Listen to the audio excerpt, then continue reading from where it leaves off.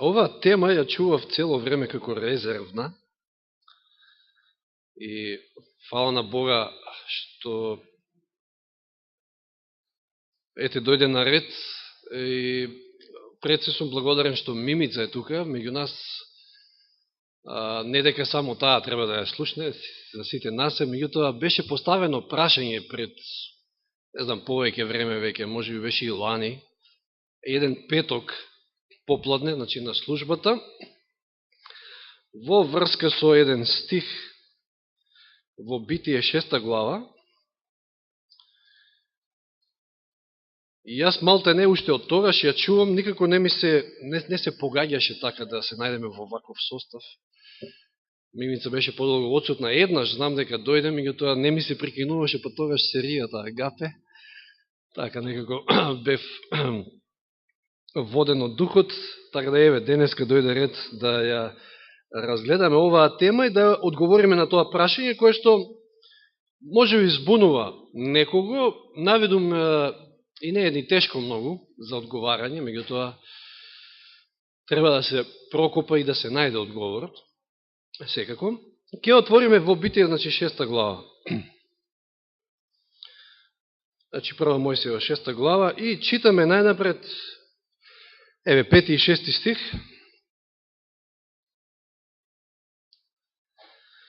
Господ виде колку е голема човековата расипаност на земјата и дека секоја мисла во неговата памет секојаш е само зло. Господ воздивна и се натажи во своето срце дека го создаде човекот на земјата. Неверојатно, значи, ова е пред самиот потоп, пред потопниот свет дошол во една ваква состојба да Господ издивне и да рече, како што може би некој сте слушнале мајка или татко да кажат за своето чедо, ту подобро да не го родив. Страшно. 11 и 12 стих додаваат на овој опис, вели, ова е, да, подосна Бог му се обреки на Ноја. Значи, во Божите очи земјата беше се расипала, земјата се наполни со насилства. И кога Бог виде како се расипа земјата, та секое суштество на земјата се изопачило, и потоа Бог му рече на Ноја, нели, одлучив да биде крај на сите суштества, зашто земјата се наполни со насилства, и еве ќе ги уништам заедно со земјата. Страшно. И знаеме што се случило. Навистина се случило уништување. Освен Ное и неговото семејство, се друго било уништено. И сега, прашањето е што довело, што е она што довело до ваква страшна состојба, вакво ширење на злото. И сега читаме во 6 глава од 1 до 4 стих, значи почетокот на главата каже што некои се збунети од, поготово од вториот стих, но да прочитаме од 1 до 4. Кога луѓето почнаа да се множат по земјата и им се народија керки, Божите синови гледаа дека човечките керки се убави, па си ги земаа за жени кои ќе ги избереа. Тогаш Господ рече, мојот дух нема да остане довека со човекот, човекот е телесен, па векот нека му биде 120 години. Во оние времења и подосна на земјата беа нефили или джинови, кога Божите синови општеа со човечките керки, па тие им ги раѓаа оние деца, тоа се оние од стари времења по сила прочуени луѓе. Ова е причината која што довела, мислам не е единствена, меѓутоа е една од големите причини што довела до големо ширење на злото, нагло ширење на злото и онаа одлука Божија да го уништи светот со потоп. Што се случува овде? Вели, Божите синови гледаа дека човечките керки се убави. И сега беше прашањето, кои се овие Божи синови, кои се овие човечки керки? Некои размислуваа, тоа се од стари антички еврејски толкувања, па дури и денеска се уште има модерни толкувања, дека Божите синови се всушност ангели, биле ангели. Но да видиме дали, односно еве, да почнеме вака, дали е можно да Божите синови се представници од други планети?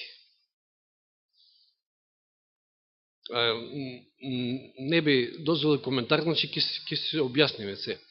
Значи, дали е можно да Божите синови се представници од други планети?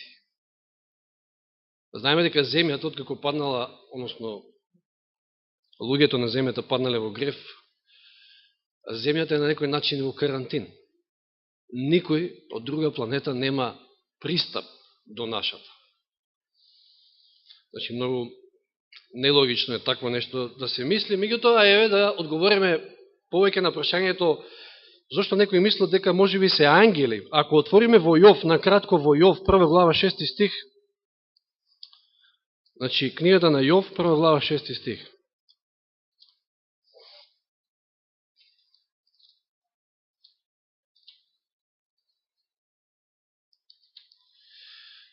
Значи, на самиот почеток, еден ден дојдоа Божите синови да застанат пред Бога, а меѓу нив пристапи и сатаната. И ако читате големата борба, многу јасно кажува Елен Вајд дека под Божи синови овде се мисли на ангелите Божи. И сега дури по таа логика може да погрешно заклучите дека може би овде станува збор за ангели. Значи, патем речеме, не станува збор, не оние што мислат, не мислат дека овде станува збор за непаднатите ангели, туку за оние другите, паднатите ангели. Наводно зимале човечки керки, па се изродиле оние джинови, па настанало она големо зло. Но, прво, ќе почнеме вака, со 3-тиот стих од 6 глава. Значи, Битие 6 глава, 3 стих, што вели овде? Господ што рекол? Откако дошло до множење, значи, на земјата, на народите, откако почнале Божите синови да ги земаат човечките керки, што вели? Мојот дух нема да остане довека во човекот, човекот е телесен, па векот нека му биде 120 години. На кого се однесува ова време на милост и кого Господ казнил? Човекот, јасно вели, човекот. Ова е една причина поради која што не можеме да мислиме дека станува збор за ангели овде. Втора работа, што вели во Матеј 22:30? Какви ќе бидеме таму горе на небото? Како ангели, луѓето нема да се женат и нема да се мажат, туку ќе бидат како ангели. Значи, ангелите не се женат, не се мажат. Исто еден многу логичен одговор, дека не станува збор овде за никакви ангели. Но и ако видите пошироко, во поширок контекст, во Битие 4 глава, зашто се расправа? Го имаме тука Каин и Авел, нели, убиството на Авел, и родословието на Каин, значи потомците Каинови се спомнати во 4 глава Битие. За да веднаш во 5 глава на Битие, после убиството на Авел, откако Адам и Ева го добиле Сит, го имаме сега потомството на Адам, односно потомството на Сит. Значи имаме потомци во 4 глава на Каин, во 5 глава потомците на Сит. Во 6 глава имаме мешање на Божи синови со човечки керки, што логички би не довело до размислување дека овде имаме мешање на овие на Каин што се потомците, со оние што се потомците на Сит. Односно, поточно би кажале дека човечките керки се од Каиновите потомци, а Божите синови се оние што се од Сит. И тоа го потврдува Елен Вајд. Еве, јас би читал на почеток од Патриарси и пророци. Иако има повеќе цитати, меѓуто и ово е единствен и доволен. Вели, известно време овие две групи, се мисли на Каиновите потомци и Ситовите потомци. Известно време овие две групи меѓусебно не се мешале. Ширејќи се од своето првобитно родно место, потомците на Каина почнале да се населуваат во рамнините и долините, каде што живееле синовите на Сит. Значи, почнале да се шират и почнале да ги населуваат долините, каде што живеели синовите на Сит. А овие подоцна, синовите на Сит, затоа што не сакале да се мешаат, затоа што Каин отстапил од Бога и цело негово потомство воопшто не мареле за Бога, за да се сочуваат од порочното влијание на неверниците, се повлекле во планините и продолжиле таму да живеат. Видите, Божиот народ уште на почетокот, пред самиот потоп, морал да оди по планините, за да не се меша со останатите, со неверниците. Додека биле изделени, почитувањето на Бога било чисто. Ја сочувале онаа чиста вера, додека биле изделени. Меѓутоа, како времето поминувале, тие малку по малку почнале да се мешаат со жителите на рамничарските предели. Тоа дружење имало мощни лоши последици. И сега вели, Божите синови во заграда, потомците на Сит. Ево одговор. Божите синови, потомците на Сит. Видоа колку се убави човечките керки, во заграда стои Каиновите керки. Точка, значи, тоа е всушност објаснување на оној стих, втори стих од 6 глава. Потоа вели, синовите на Сит, привлечени од убавината на керките на Каиновите потомци, почнале да склучуваат брачни врски со нив, а тоа на Господа не му било мило. Мнози од оние што го почитувале Бога, подлегнале во привлечното искушение, кое постојано им било пред очи, загазиле во грев и го загубиле својот посебен свет карактер.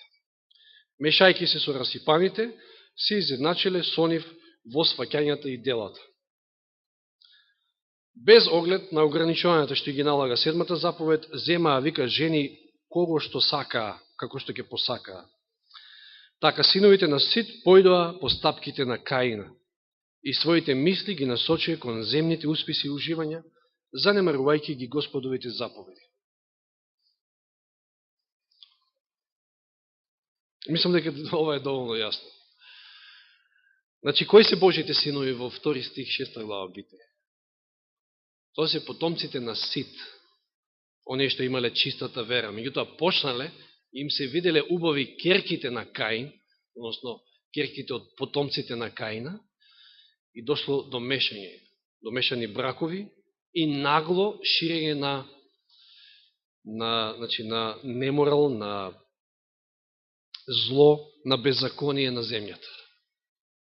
Еви уште еден цитат овде, ќе ви прочитам од Знаци на времето на списание од 27 февруари 1879, далечната 1879. Елевајте, еве што запишали овде. Потомците на Сит биле наречени синови Божји, а потомците на Каин синови човечки. Откако синовите Божји почнале да се мешаат со синовите човечки, се израсипале. И преку стапување во мешани бракови под влијание на нивните жени, го изгубиле нивниот посебен свет карактер и се сдружеле заедно со синовите на Каин во нивното идолопоклонство. Еве зашто Божјата реч на многу место порачува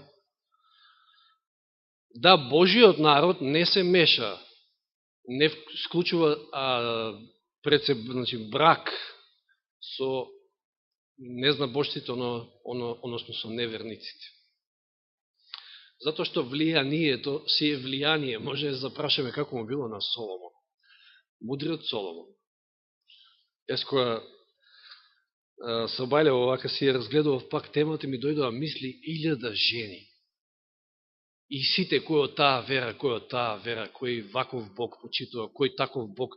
Па ја мислам дека он секој ден морало да слави некој празник, посветен на некој си Бог, под наводници кој што не ни постои, нели? Читаме и за Соломон, знаеме, сме проучувале дека тргнало неговото срце по боговите на неговите жени. Тоа е неминовно, значи, едноставно тоа влијание си го прави своето. Но и во поширок смисол, ако земеме, во духовна смисла, да видиме што вели Јован во својата Евангелие во 1 глава. Кои се Божи синови? И ова доцека што го кажувме е доволно јасно, меѓутоа еве, малку уште во поширока смисла. Евангелие по Јован, 1 глава, 12 и 13 стих. А на сите кои го примија, се мисли го примија Синот Божи, им даде власт да станат Божи деца, на оние кои верува во Неговото име, кои не се родија ниту од крв, ниту од телесна поход, ниту од волја на маж, туку од Бога.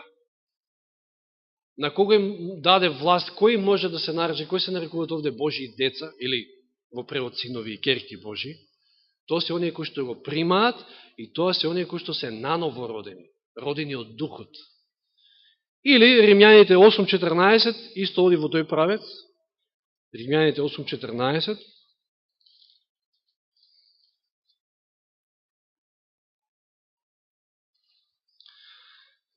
многу едноставен и јасен стих. Сите оние кои ги води Божиот Дух, тие се Божии синови. Че овде нема што да се толкува. Сите оние кои што ги води Божиот Дух. Значи, оние кои што се родени, наново родени, тие се и водени од Божиот Дух, тие живеат според Божјата волја, тие се Божи синови. Тоа било потомството на Сит.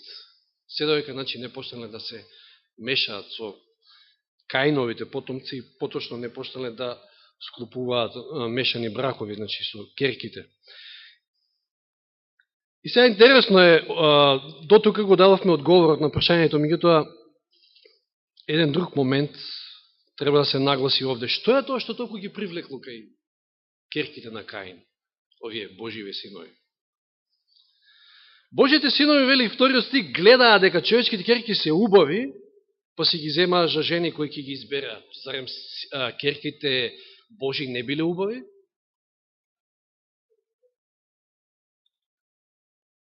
Или овие во нешто се разликувале? Видите, во 4 глава на Битие, каде што се спомнуваат Каиновите потомци, се спомнати и 3 жени, интересно, ама не случайно веројатно. 3 жени се спомнати, еве ќе ги прочитаме. Во 19 стих од 4 глава Битие. 19 стих, 4 глава Битие. Ламех, првиот бигамист, да кажеме, барем, или полигамист, Ламех зеде 2 жени, значи еден од потомците на Каин, зеде 2 жени, едната се викаше Ада, а другата Села. И сега околу Села толку нема да дискутираме, затоа што некои велат дека во превод нејзиното име значи трепери, се тресе или игра, танцува на некој начин. Меѓутоа, ја тоа не можев да го најдам. Во превод значи сенка. Села, 4.19. Меѓутоа, Ада е интересна. Знаете што значи Ада и во кој контекст се користи овој збор? Ада. Еве, да отвориме на кратко. Во Езекијел 23.40. Езекијел 23.40. Езекијел 23.40.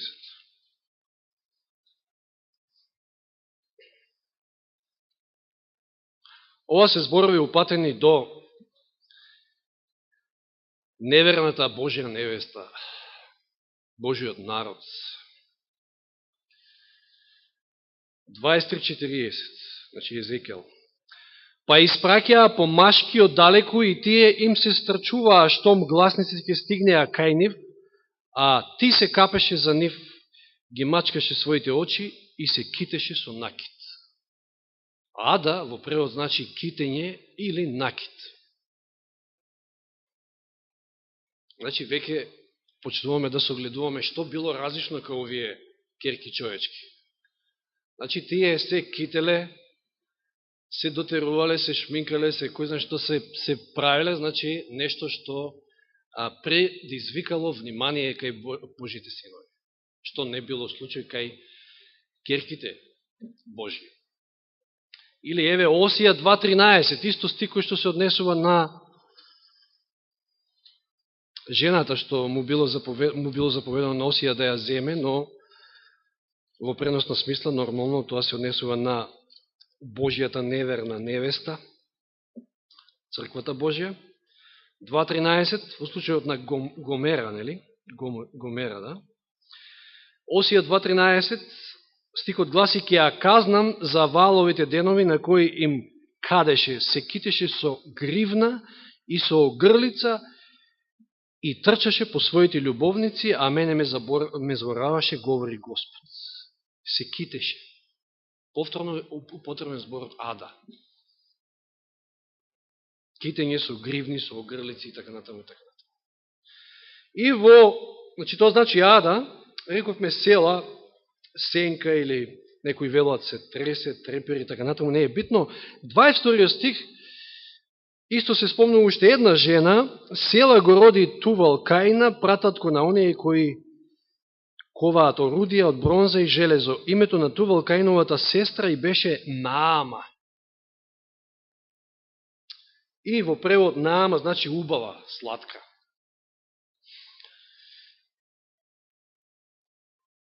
Значи, што е тоа што ги, да не навлегуваме понатаму, мислам се е јасно, што е тоа што ги привлекло Божите синови кај човечките ќерки? Надворешност. Надворешното китење, украсување и што не било случај, значи, нивните сестри, да кажам.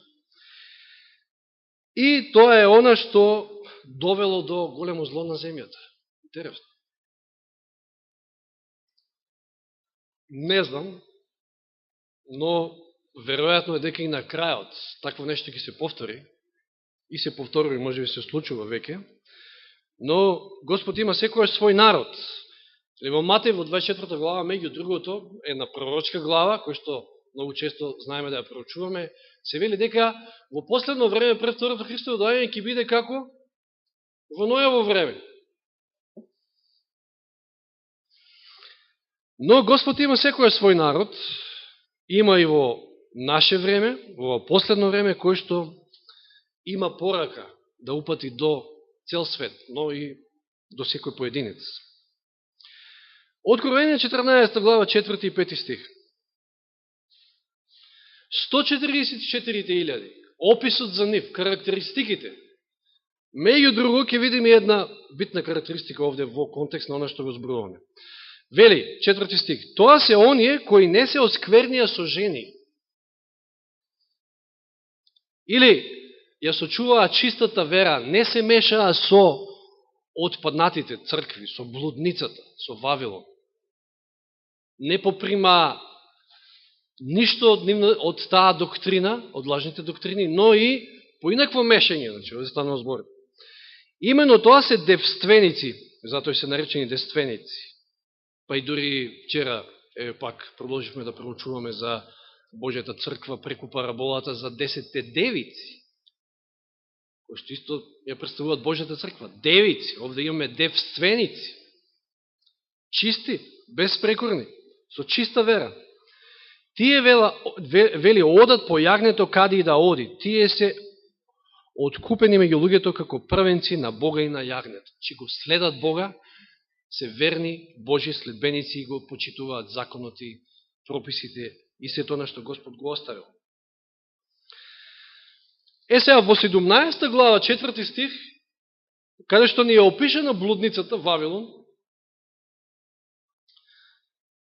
еве една од карактеристиките на оваа жена.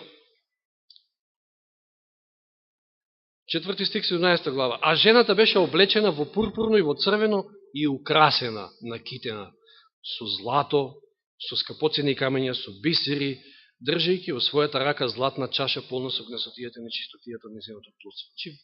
Гледате, и овде во описот, во последно време, кога се опишува блудницата, паднатата црква Вавилон е опишена како е накитена.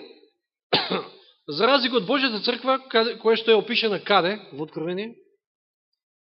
Она чиста црква, Божјата невеста, во 12 глава Откровение, каде што со што е накитена таа? Дали воопшто е накитена? Да, накитена е, меѓутоа Господ ја накитил со сонцето, со звездите, со месечината. Немаме тука такво китење како кај Вавилонската блудница.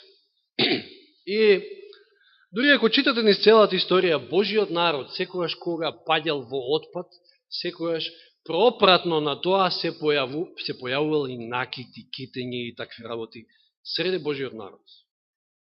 Тоа било секој скоро, секој случај. А што ни вели, еве на крајот, да се подсетиме со неколку стиха од Павле пред се, што ни вели Павле, односно Петар најнапред во прво Петрово послание, 3 глава, од 1 до 5 ќе читаме. Така и вие жените, бидете им покорни на своите мажи, таа ако некои не му се покоруваат на словото, да бидат придобиени без слово со однесувањето на своите жени. Кога ќе го видат вашето поведение во страв и чистота, вашиот украс да не биде надворешен во плетење на косата, во ставање на злато или во облекување на разни облеки, туку сокриениот човек на срцето во непропадливиот украс, на кроткиот и мирен дух, што е од голема вредност пред Бога. И вели, зашто така некојаш се украсуваа светите жени, кои се надеваа на Бога и им се покоруваа на своите мажи. Еден убав совет од Петар, кој што на некој начин го повторува Павле во првото послание до Тимотеј, 2 глава.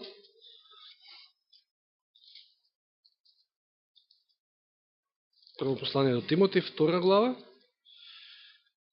9 и 10 стих. Овде Павле запишал, исто така и жените да се украсуваат во пристојна облека, скромно и предпазливо, не со плетенки и злато или со бисер или со скапоцени облеки, туку со добри дела, како што им прилега на жените кои исповедаат дека се побожни. Многу јасни стихови, многу јасна порака. И на крајот на крштата е да го земеме Исуса. Не можеме да не го спомнеме. Иако од неодамна се спомна од оваа говорница, ја баш би сакал да слушнам каде тоа стои дека Исус бил убав, привлечен или не знам што. Библијата, дали нека сте забележали дека Библијата дава физички опис на Христа? Нема таква нешто. Дури, затоа што тоа воопшто не е битно, значи, дури Исаија 53 глава, што вели Исаија 53 глава?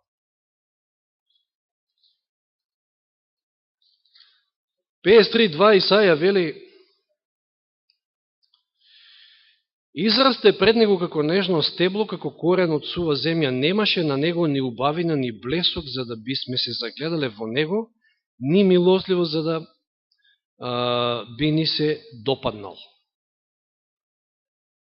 Не било целта да преку надвршниот изглед Исус не привлече, туку она што е внатре, како што еве читавме за побожните жени, побожните мажи, се разбира. Внатре е она што е вистинскиот украс на душата, вистинскиот украс на христијанинот. Значи, без разлика, не зборуваме ние за Господ создал се убаво, он е љубител на убавото. Меѓутоа, поуката што ја гледаме овде кај Христа, еве, што вели во Јован 2 глава, која кажал 19 стих, Јован 2.19, кога рекол, разурнете го овој храм и ќе го подигнам за 3 дни. На што мислил Исус, кога мислил на храм? Мислил на своето тело. За 3 дена ќе воскреснам, повторно ќе го изградам. Подолу стои, значи 19 и 21 стих во истата глава, но тој зборуваше за храмот на своето тело. Сега, кога го имаме во обзир храмот, скинијат, шаторот во пустињата, како изгледал шаторот надворешно? Много едноставен, платна, ништо посебно. А каде биле оние драгоценности? Внатре, од злато, че светилникот, па каделниот олтар, па се поготово во светињата на светињите, ковчегот на заветот, повторно со злато облачено. Ова е поука самото по себе. Господ е она што го цени, вели, Господ е љубител на убавото. Цитат на Елен Вајд. Но она што најмногу сака е убавиот карактер. И не случайно ова е со Исусот. Она што тој сакал да предизвика е да не привлече со својот карактер, со својата внатрешност, а не со својата надврешност. Надвршноста многу лаже. Денеска токму ѓаволот, непријателот е тој кој што привлекува преку надвршност. А ние сме слаби, факт е тоа, па тоа што го гледаме, тоа знае да не одвлече и да паднеме. Не велам дека не, но забележавме што проучувавме, китење, со накити, со ред други работи. Не збориме за природно убавина, збориме за нешто што го било присутно кај керките човечки, односно кај новите потомци, што не било кај. И сега замислете си што се случило во тогаш, зашто, заборив тоа да го кажам, зашто злото до толку дошло. После мешањето на синовите човечки со Божите керки. Синовите Божи со човечките керки. Откако овие Божите керки станале неинтересни за Божите синови, што се случило? Па почнале и тие да се мачкаат, да се китат, за да привлечат внимание. И ете го отпадот, ете го злото. Да толку брзо дошло до ширење и до она непосакувана завршница да Господ се покае, вели таму, што го создал човечкиот род и да рече 120 години давам милост, потоа секи уништа. Да.